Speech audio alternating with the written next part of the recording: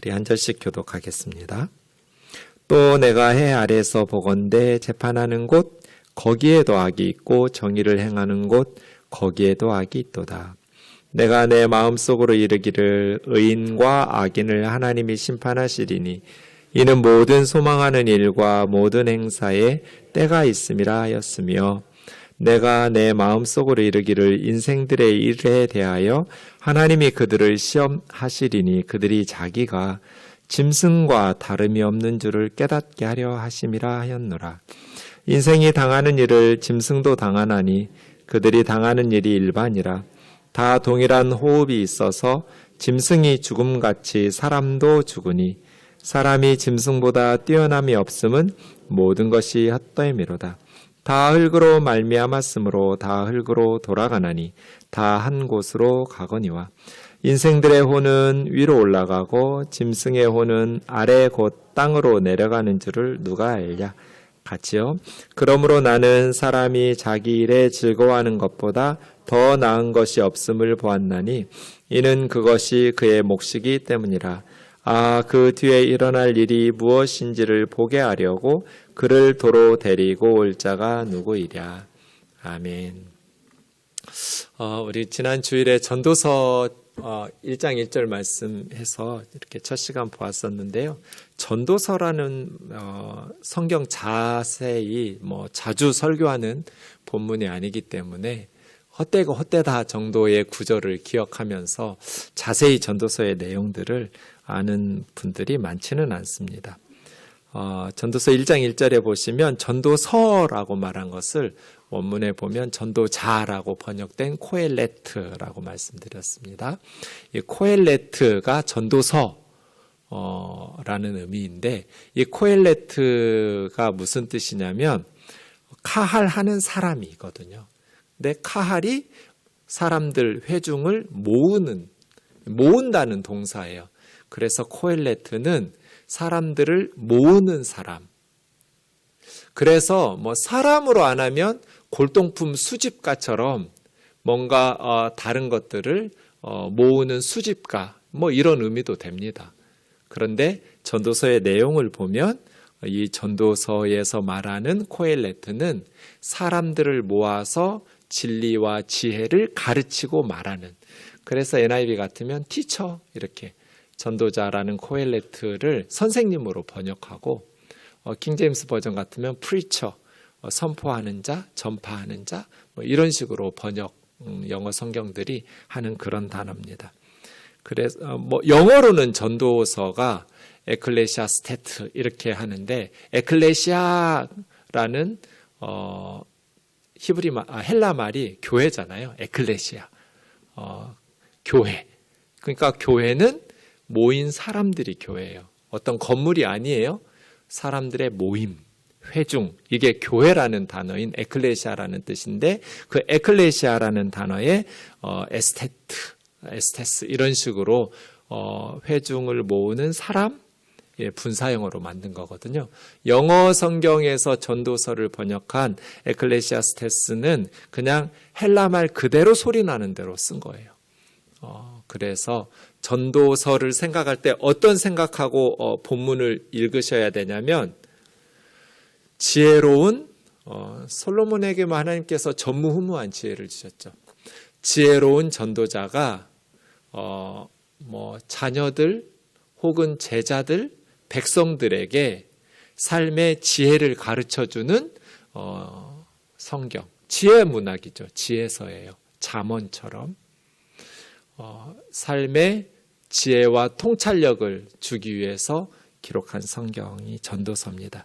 그래서 전도서를 들을 때는 슬기로운 전도자가 삶의 지혜를 설교하고 있다, 가르치고 있다. 그러면 그 전도자가 어떤 지혜와 어떤 말씀을 우리에게 가르치려고 할까를 이렇게 주의 깊게 보면서 그 말씀이 또 이제 하나님께서 전도자를 통해서 우리에게 하나님의 지혜, 하나님의 진리를 가르쳐 주시고 싶은 것이죠. 오늘 본문 16절을 보면 이건 관찰하는 거죠.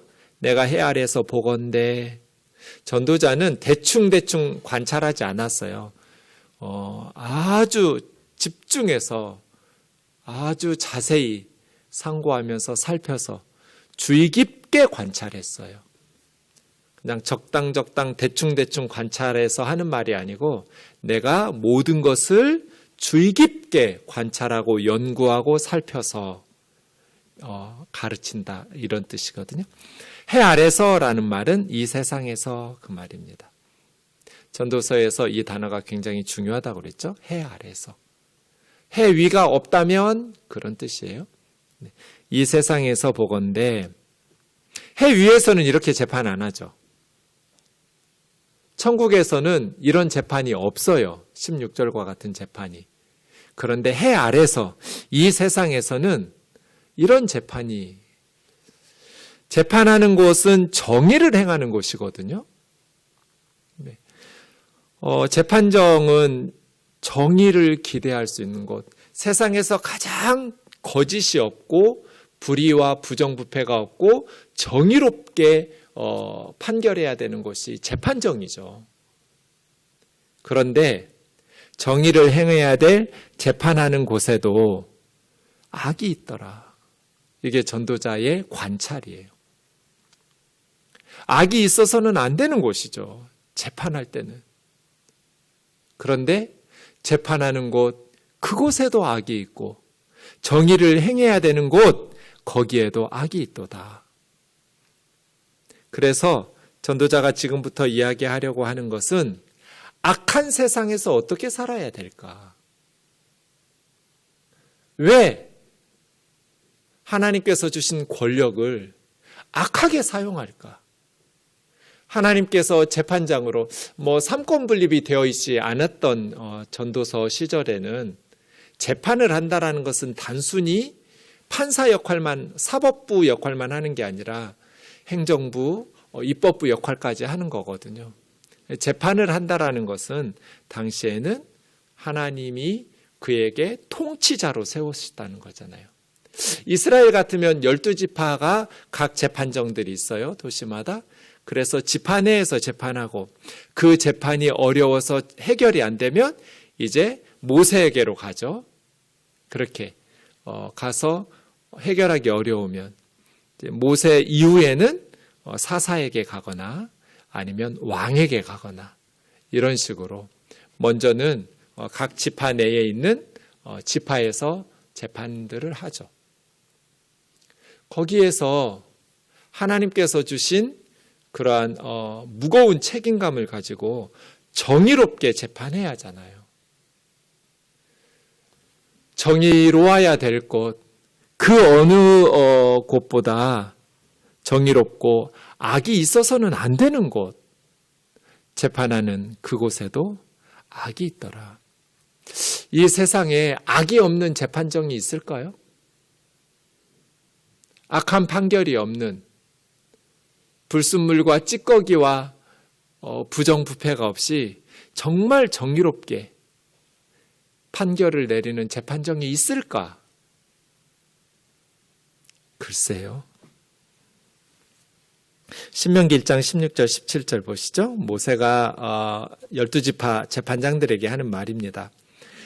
너희 재판장들에게 명하여 이르기를 너희가 너희 형제 중에서 송사를 들을 때 쌍방간에 공정하게 판결할 것이며 그들 중에 있는 타국인에게도 그렇게 재판해야 한다. 그러니까 외국인들, 이스라엘에서 살고 있는 외국인들이라고 해서 억울한 재판을 받으면 안 되는 거죠. 이스라엘 사람들 편들어주면 안 되는 거예요. 외국인들을 억울하게 차별하면 안 되는 거죠. 재판할 때는 쌍방간에 공정하게 판결을 내리되 외국인이라고 해서 이스라엘 사람에 비해 차별을 두는 판결을 받아서는 안 된다. 왜냐하면 17절 보세요. 재판은 하나님께 속한 것이기 때문에. 하나님께서 하나님이 판결해야 될 것을 너희에게 맡겼다라는 거잖아요. 재판은 하나님께 속한 것이다. 그 지위를 이용해서 너희들의 이익을 추구하라고 권력을 주신 게 아니다. 하나님 대신 정의롭게 판결하도록 너희를 재판장으로 백성들의 리더로 세웠다는 거죠. 그러니 너희는 재판할 때 외모를 보지 마라. 그 사람이 권력이 있는 사람이든 힘없는 민초이든 돈이 많은 사람이든 가난한 사람이든 평소에 반듯하게 존경받는 사람이든 아니면 못된 놈이라고 손가락질 받는 사람이든 재판을 할 때는 어떤 것도 봐주지 마라. 그 사건에 대해서 잘한 건 잘했다고 하고 잘못된 건 잘못됐다고 공정하게 판결하라는 거예요. 귀천을 차별 없이 듣고 가난하다고 해서 편들어져서도 안 돼요. 율법에 의하면 힘 있는 사람의 낯을 보아주어서도 안 되지만 가난한 사람이라고 해서 두둔해서도 안 돼요. 재판할 때는 공정하게 사람의 낯을 두려워하지 말고 그런데 예나 지금이나 힘 있는 사람들이 평소에는 다 정의롭게 말하다가도 막상 자기 문제에 재판이 걸리면 압력을 행사하고 어떻게 해서든지 자기의 처벌을 약하게 받고 재판에서 이기려고 하잖아요. 그래서 재판하는 사람들에게 압력을 집어넣죠. 지금 법무부 장관님이 네, 한편으로는 이해할 만해요. 뭐 법무부 장관도 명예가 있고 다 공직을 수행하는데 그렇게 국회의원이라고 해서 아니면 언론이라고 해서 부당하게 그렇게 모욕적인 그런 식으로 하면 안 되잖아요. 그래서 재판을 이렇게 했는데 검찰이나 재판부가 어떻게 할지 또 염려는 돼요. 왜냐하면 법무부 장관은 검찰의 수장이잖아요. 그 밑에 있는 사람들이 이제 검사들이 그 법무부 장관이 제기한 것을 수사해야 될 거란 말이에요. 네. 어떻게 재판할지 모르겠어요. 대통령이든 장관이든 사람의 낯을 두려워하지 말고 귀천 차별 없이 공정하게 판결을 해라. 이스라엘 사람이든 외국인이든 차별하지 말고 공정하게 해라. 핵심은 재판은 하나님께 속한 것이기 때문에 하나님께서 너희에게 하나님을 대신해서 재판하도록 그 지위를 역할을 맡기셨기 때문이에요. 그런데 왜 정의로워야 될 재판정에 악이 있을까요? 뭐가 문제예요? 해 아래가 문제예요. 해 위를 생각하지 않아서 그래요. 17절 재판이 하나님께 속했다라는 것을 잊어버리니까 그래요.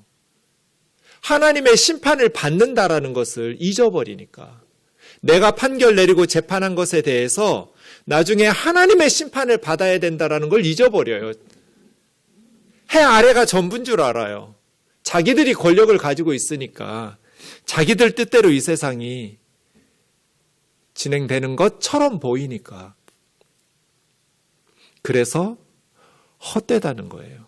어리석다.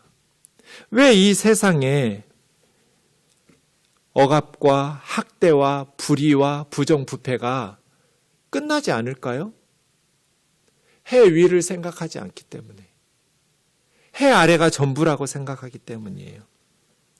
그래서 이 전도자가 두 가지를 생각해요. 17절과 18절이죠.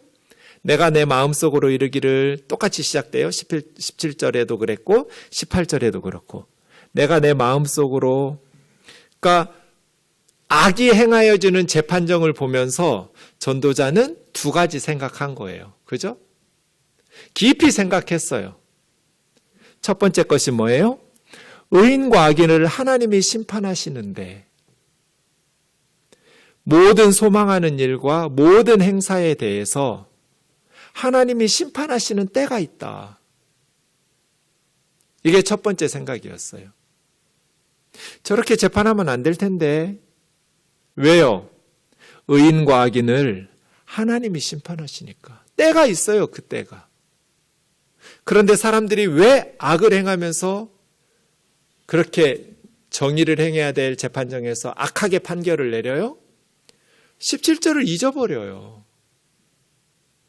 하나님께서 심판하시는 때가 있다라는 것을 잊어버려요. 모든 행사에 대해서 하나님께서 심판하신다. 그리고 모든 소망하는 것에 대해서 하나님께서 때를 정하셨다. 두 번째 생각이 뭐냐면 인생들의 일에 대하여 하나님이 그들을 시험하셨는데 테스트하셨대요. 그들이 자기가 짐승과 다름없는 줄 깨닫게 하려 함이라. 이게 뭔 말일까요? 악이 행하여지는 재판정을 보면서 이렇게 두 가지 생각한 거잖아요. 전도자가. 하나님이 의인과 악인을 심판할 때가 있는데 두 번째는 하나님께서 그들을 지금 테스트하고 계시는구나. 뭘 깨달으라고? 사람이 짐승하고 다를 게 없다라는 것을 깨달으라고. 가장 정의로워야 될 재판정. 사람들이 정의를 기대하면서 재판정에 가잖아요. 정의를 기대하고 재판정에 가는데 재판하는 사람들이 악을 행해요. 짐승하고 뭐가 달라요?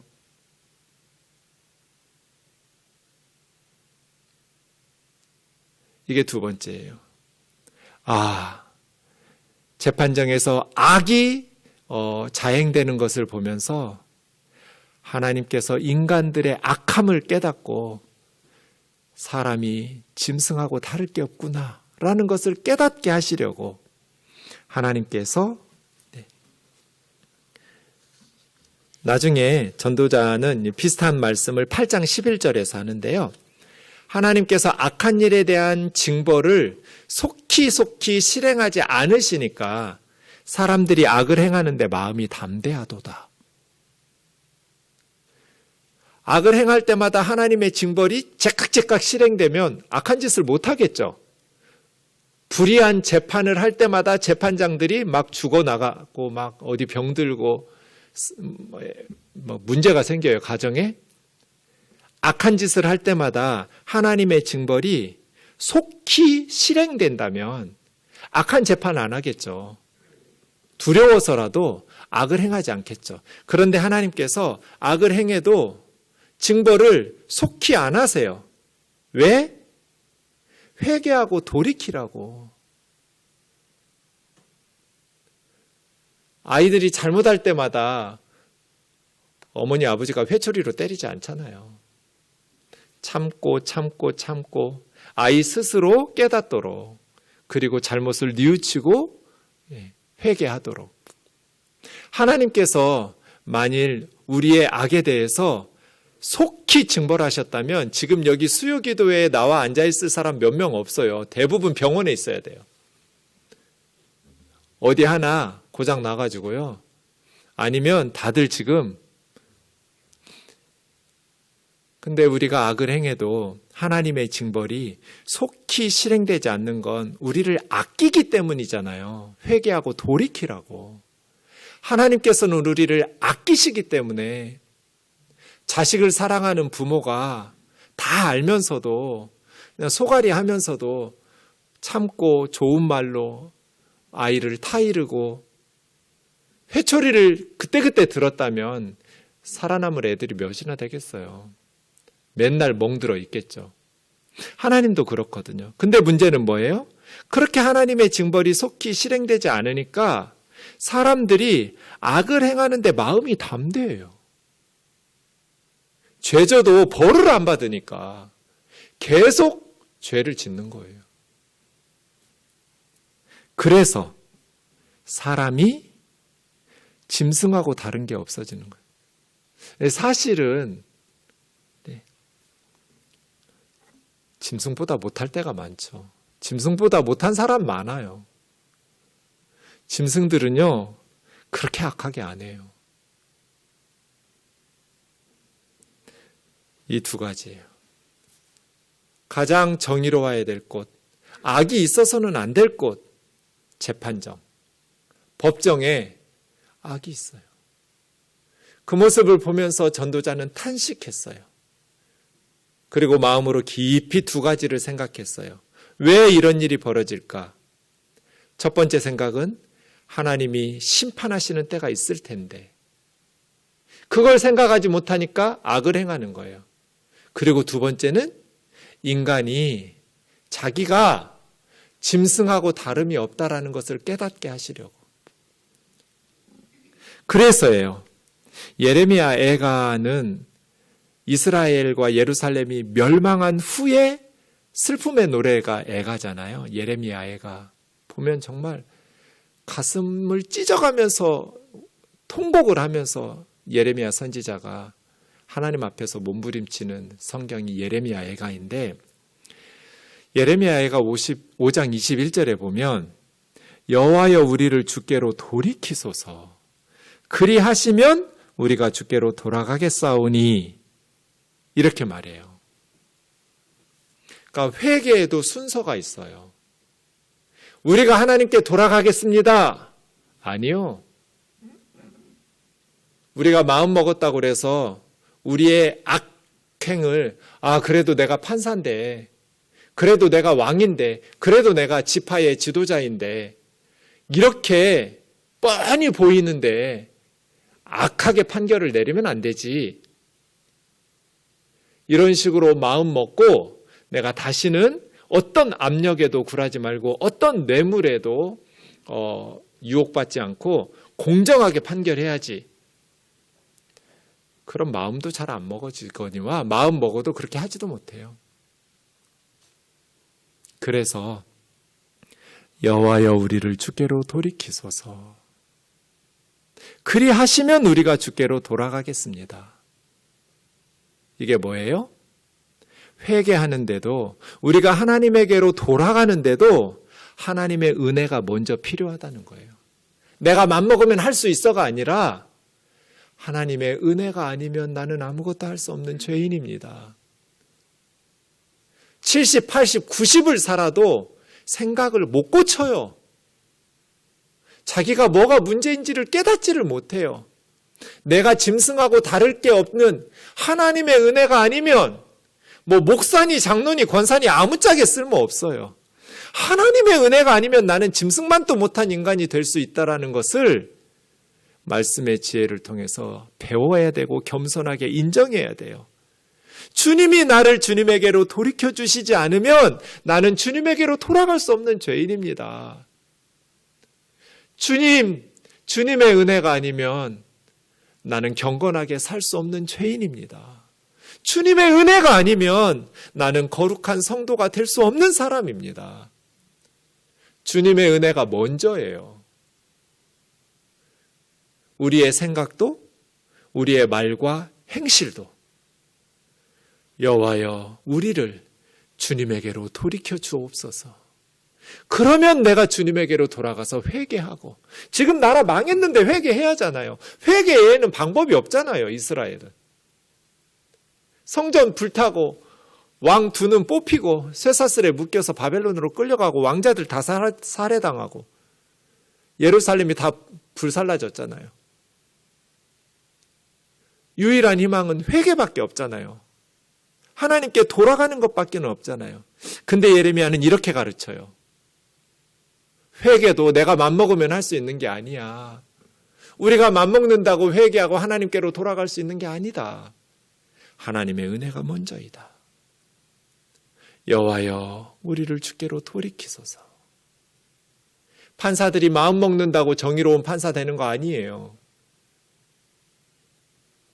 정치인들이, 대통령이, 장관들이, 여야의 국회의원과 리더들이, 지방자치단체장들이 양심의 가책을 받고 이제부터는 바르게 공직에 임해야지.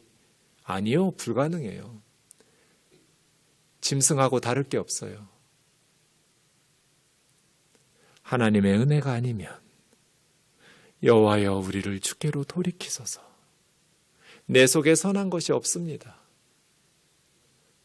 하나님의 은혜가, 하나님의 말씀이, 하나님의 성령이 내 안에서 나를 이끌어 주셔야 나는 비로소 인간이 될 수 있습니다. 하나님의 형상으로 지음받은 성도가 될 수 있습니다.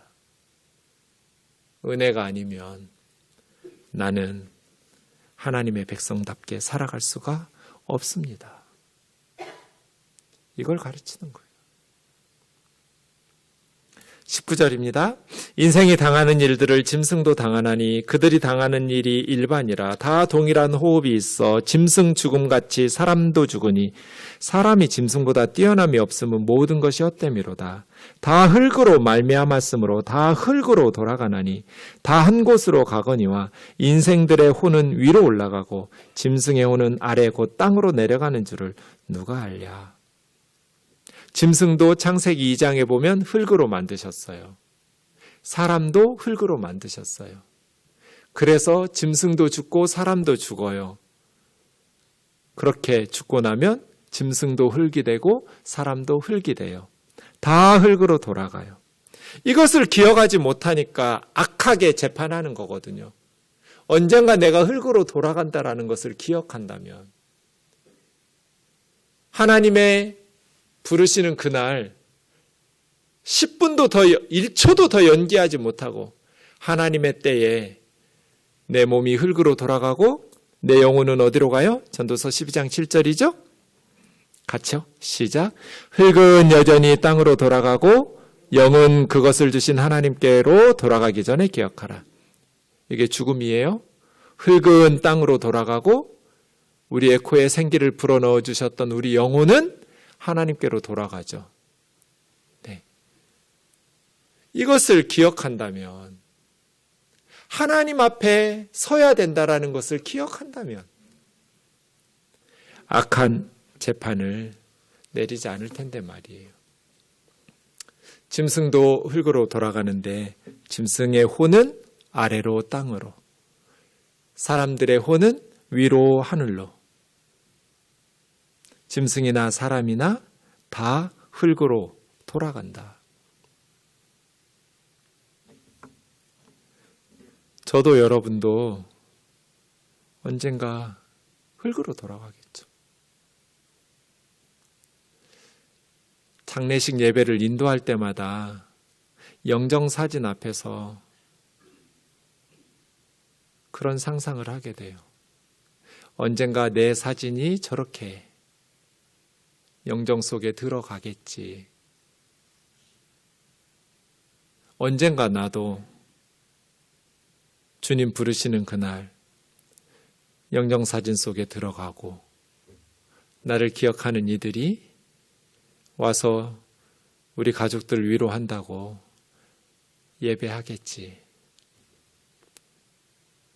그날이 언제인지는 모르지만 반드시 오겠죠. 우리 모두에게 기억하라는 거예요. 그 전에 기억해라. 기억해라. 뭘 기억해요? 돌아간다는 걸 기억하라는 거예요. 하늘 위를 좀 보고 살라는 거예요. 해 아래가 전부라고 착각하면서 살지 말고.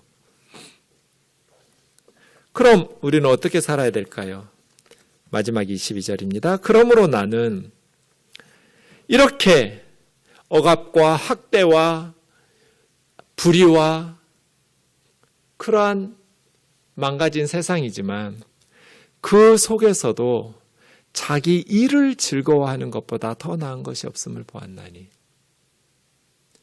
세상이 정의로워서가 아니라 세상이 불의하고 부당한 억압과 재판과 판결, 학대가 있음에도 불구하고 절망적인 세상에서 우리가 살지만 그럼에도 불구하고 언젠가 하나님께서 의인과 악인을 심판하실 때가 있을 테니까 인간들은 하나님의 은혜가 아니면 짐승하고 다를 게 없는 사람에게 기대하지 말고 그냥 하나님 바라보면서 하나님께서 우리에게 주신 일을 기뻐하고 즐거워하면서 사는 게 가장 복된 일이다. 하나님께서 그에게 주신 몫이다. 죽은 후에 일어날 일이 무엇인지 알려주려고 죽었다가 다시 이 세상에 도로 내려와서 천국과 지옥에 대해서 알려줄 사람이 누가 있냐? 없죠. 죽은 후의 세상에 대해서, 죽은 후에 일어날 일들에 대해서 살아있는 사람들에게 가르쳐주기 위해서 죽었다가 다시 세상에 내려와서 가르쳐줄 사람은 없어요. 하지만 우리는 말씀을 통해서 알 수 있어요. 그러니 이 땅에 사는 동안에 하나님께서 우리에게 주신 삶을 보람있게 기쁘게 즐거워하면서 살자. 이 세상이 항상 정의롭고 정말 보람있는 것들을 우리에게 보여주지는 못하지만 악한 세상임에도 불구하고 하나님께서 우리 각자에게 주신 일들을 기뻐하며 즐거워하면서 살아가는 것, 그것이 가장 복된 일이다. 이것이 전도자가 우리에게 가르쳐준 그러한 삶의 모습입니다. 전도서를 보면 참 실질적이라는 생각을 많이 하게 됩니다. 그렇지. 그런데 전도서는 구약의 한계가 있어요. 전도서에 예수 그리스도가 없잖아요. 모르잖아요, 전도자는. 미래의 메시아로 오실 것 막연히 아는, 그리고 십자가와 부활 후에 영원한 하나님의 나라, 이걸 잘 모르거든요. 그래서 전도서에는 성령의 역사와 예수 그리스도의 뜨거운 십자가의 사랑으로 변화된 사도행전적 성도들의 변화된 모습들을 몰라요. 그래서 한계가 있다고 생각해요. 우리가 꿈꿔야 될 이 전도서의 말씀을 보면서 기도해야 될 것들은 성령 충만이죠. 성령으로 충만해질 때 짐승만도 못한, 짐승과 다름이 없는 그러한 악한 삶을 살던 사람들도 천사처럼 변화된 삶을 살잖아요. 우리가 예수님을 만날 때, 십자가의 사랑을 깨달을 때, 우리 안에 하나님의 영, 그리스도의 영이신 성령이 우리의 심령을 다스리고 우리의 인생을 이끌어 가실 때, 우리는 비록 허물 많은 삶을 살지만 놀라운 의로운 삶들을 실천하면서 살아가게 될 수도 있음을. 그래서 우리는 성령 안에서 이제 새롭게 이 땅을 변화시켜가며 주신 사명 감당할 수 있기를 원합니다.